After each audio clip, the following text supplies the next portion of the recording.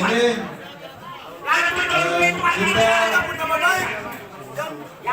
kita hormati prosesi rapat pleno ini.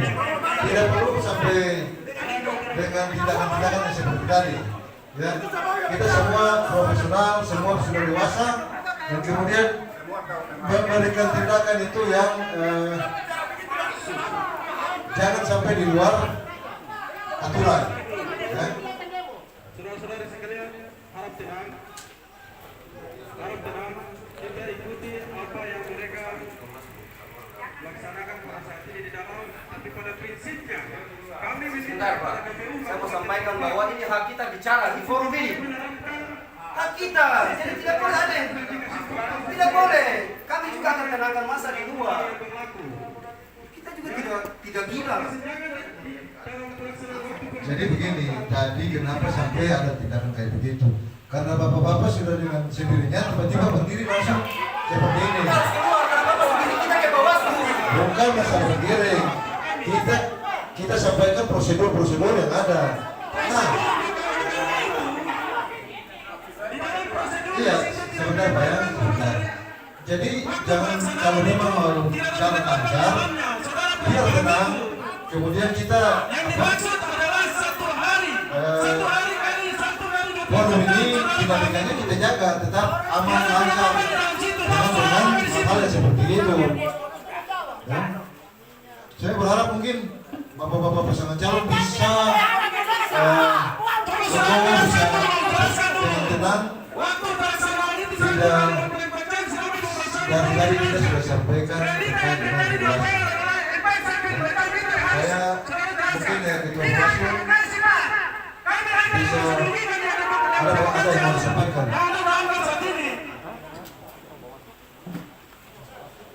Waktu pelaksanaan verifikasi yang tanggal 29 September 12 Juli di tengah-tengah itu ada kepentingan yang mengurus jalan.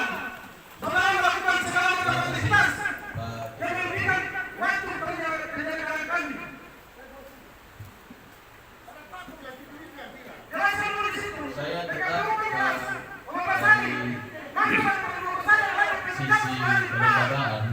dari sisi kelembagaan, saya tetap mau sampaikan bahwa baik kepada KPU maupun kepada bakal pasangan calon bahwa Bawaslu kali ini kami tidak main-main soal aturan. Itu saya mau tahu. Kami tidak main-main soal aturan. Itu yang paling penting yang menurut saya harus diingat oleh KPU maupun pasangan calon. Kemudian yang kedua, prosedur tetap harus jalan, mekanisme tetap harus jalan, tata caranya tetap harus jalan, karena itu yang kami awasi. Gitu. Adapun terkait dengan hal-hal yang menjadi pertimbangan KPU kami persilakan, tapi kemudian tetap memperhatikan prosedur, mempertimbangkan mekanisme yang berjalan. Begitu, karena itu yang menjadi objek pengawasan kami. Saya pikir itu saja. Jelaskan saja ini sebagai itu.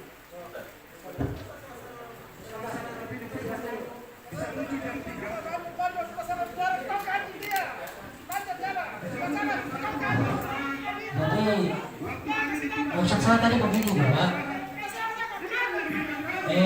Saya jelaskan tadi pelan-pelan, cukup detail lah. Saya tidak keluar dari aturan sama sekali, tidak ada.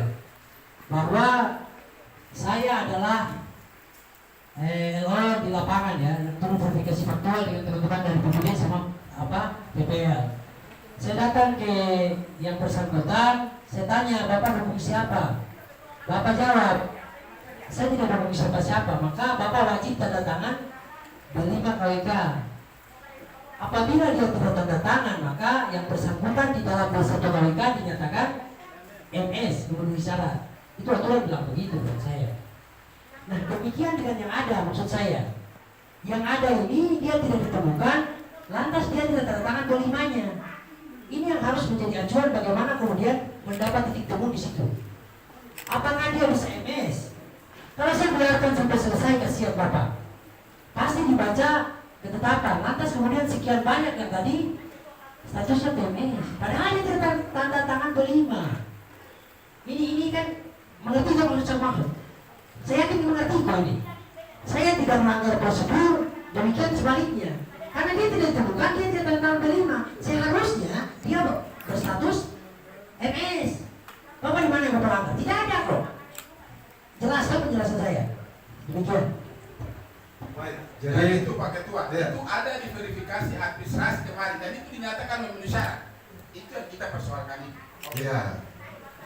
Jadi semua proses terkait dengan verifikasi atau penyerahan dukungan itu dukungan yang dimasukkan adalah dari masing-masing bakal pasangan calon. Secara otomatis semua dukungan itu kan yang dimasukkan itu berarti masing-masing pasangan calon sudah tahu, ya. Lalu kemudian setelah itu ini saya sampai ke prosesnya ya. Lalu kemudian setelah itu masuk ke verifikasi administrasi. Di dalamnya ada ditemui juga orang atau pendukung yang tidak memenuhi syarat. Nah, setelah itu proses selanjutnya dari setelah verifikasi administrasi masuk ke verifikasi faktual, ya. Dan kemudian sudah dilakukan secara bersama-sama. Yang tadi mungkin disampaikan oleh rekan LO dari Raja terkait dengan verifikasi faktual. Setelah dilakukan secara sensus, saya sampaikan prosedur secara detail secara ini. Setelah dilakukan secara sensus, ditemui orang per orang, ditemui masuk ke rumah-rumah dan sebagainya, dan ada sebagian yang tidak ditemui, ya. Ini bisa dipahami secara bersama-sama ya. Yang tidak ditemui kemudian diberikan kesempatan untuk LO atau bakal pasangan calon masing-masing mengumpulkan di sekretariat untuk dilakukan verifikasi faktual terhadap yang belum ditemui tadi. Ya, prosedur itu telah kita lalui ya. Lalu kemudian setelah verifikasi dilakukan di sekretariat, kemudian dilakukan lagi di sekretariat PPD, sekretariat PPD. Dan kemudian itu kan tugas pasangan calon LO untuk mengumpulkan pendukung-pendukung yang belum ditemui, untuk diverifikasi apa memenuhi syarat atau tidak. Tetapi sampai batas waktu terakhir itu ada sebagian yang tidak bisa dihadirkan. Nah, sesuai perintah undang-undang, yang tidak hadir atau yang tidak bisa dihadirkan sampai batas waktu yang telah ditentukan 14 hari verifikasi faktual tadi dinyatakan TMS, ya, dinyatakan TMS karena tidak ditemui, ya. Sebentar saya jelaskan dulu. Nah, kemudian prosedur-prosedur ini dilakukan secara bersama-sama oleh KPU, Bawaslu, dan kemudian pasangan calon lewat orang-orang atau LO yang telah ditunjuk secara bersama-sama dilakukan. Nah, peran ini untuk menghadirkan pendukung seharusnya dari calon atau LO masing-masing untuk mampu menghadirkan pada saat verifikasi faktual tadi. Nah, sebentar itu sampai tanggal 12. Jadi saya pikir semua sudah dilakukan sesuai dengan prosedur dan dilakukan secara bersama-sama dan diatur di PKPU 5 sesuai dengan jadwal dan tahapan. Saya pikir sebenarnya sudah jelas ini. Ya, ini Pak Ketua. Kalau tadi di awal saya bicara tadi, kalau Pak Ketua paham, sudah masuk. Saya bilang mengacu pada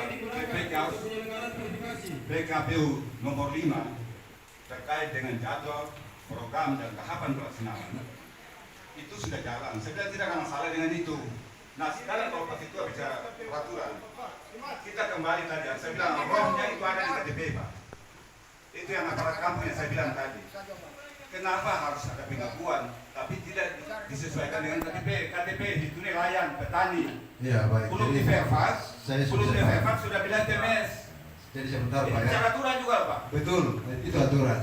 Jadi ini contohnya, ini saya kasih contoh supaya semua bisa jelas. Seperti saya punya KTP bukan anggota KPU, tetapi swasta, ya. Tetapi di aturan itu diatur bahwa, ya, saya masuk di penyelenggara dan tidak diwajibkan untuk memberikan dukungan, termasuk dengan PNS, ya. Seperti juga dengan aparat kampung, kepala kampung dan aparat kampung, karena mereka di aturan undang-undang telah diatur bahwa tidak bisa memberikan dukungan kepada bakal pasangan calon perseorangan, ya. Kenapa ditindaklanjuti di verifikasi faktual? Karena kita tidak bisa memberikan TMS di verifikasi administrasi karena belum jelas terkait dengan yang bersangkutan. Setelah itu dilakukan verifikasi faktual, maka ditemukan saya yang notabene sebagai penyelenggara, tetapi di KTP-nya itu swasta. Nah, seperti ini diaturan undang-undang.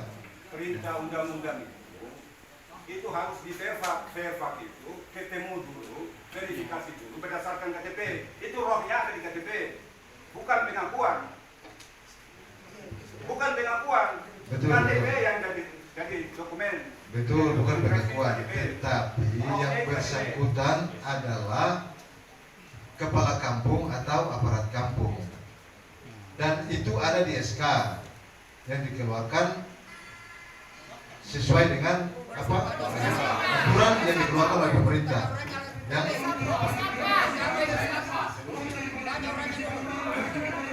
Kalau kita begini terus model sensus. Ada model juga dari Bawaslu punya.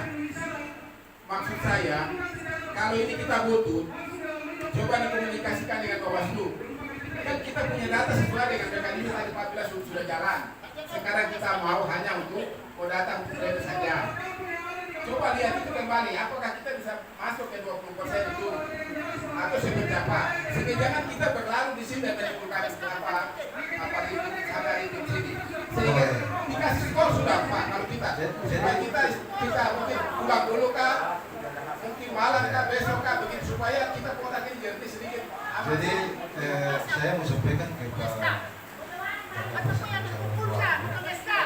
jadi terkait dengan itu sudah beberapa kali disampaikan dan itu dihadiri langsung oleh Bapak Herman Pomo bahwa sesuai perintah undang-undang dan PKPU bahwa kita lakukan verifikasi faktual secara sensus.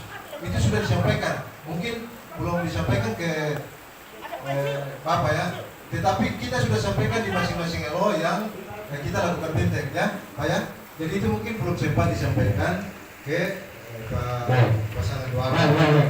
Pak, jadi tadi menyinggung saya tadi begini, saya kembali ke substansi saja mengingatkan ya, untuk kita bicara pelan saja.